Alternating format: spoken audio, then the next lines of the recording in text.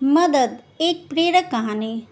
उस दिन सवेरे 8 बजे मैं अपने शहर से दूसरे शहर जाने के लिए निकला। मैं रेलवे स्टेशन पहुंचा, पर देरी से पहुंचने के कारण मेरी ट्रेन निकल चुकी थी। मेरे पास दोपहर की ट्रेन के अलावा कोई चारा नहीं था। मैंने सोचा कहीं नाश्ता कर लिया जाए। बहुत जोर की भूख लगी थी। मैं होटल की ओर जा ही रहा था। अचानक रास्ते में मेरी नज़र फुटपाथ पर बैठे 2 बच्चों पर पड़ी। दोनों लगभग 10-12 साल के रहे होंगे। बच्चों की हालत बहुत खराब थी। कमजोरी के कारण अस्थि पिंजर साफ दिखाई दे रहे थे। वे भूखे लग रहे थे।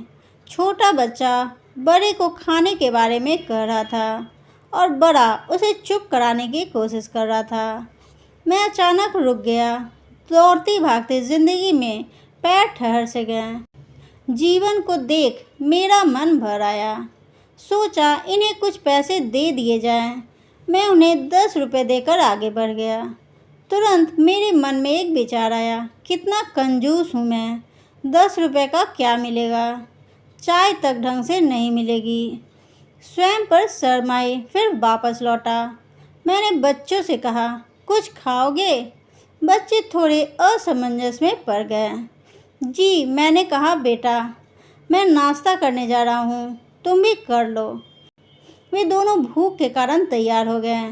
मेरे पीछे पीछे वे होटल में आ गए।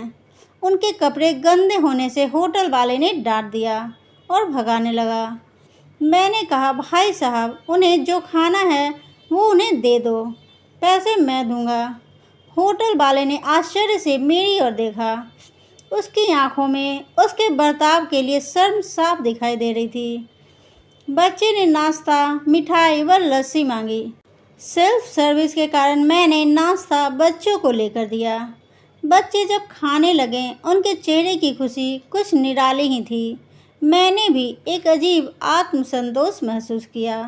मैंने बच्चे को कहा, बेटा अब जो मैंने तुम्हें पैसे दिए हैं उसमें 1 रुपये का शैम्पू लेकर हैंड पंप के पास नहा लेना और फिर दोपहर शाम का खाना पास के मंदिर में चलने वाले लंगर में खा लेना।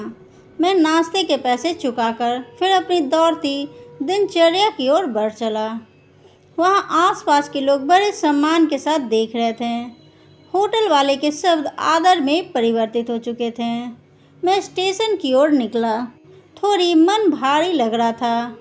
मन थोड़ा उनके बारे में सोचकर दुखी हो रहा था। रास्ते में मंदिर आया।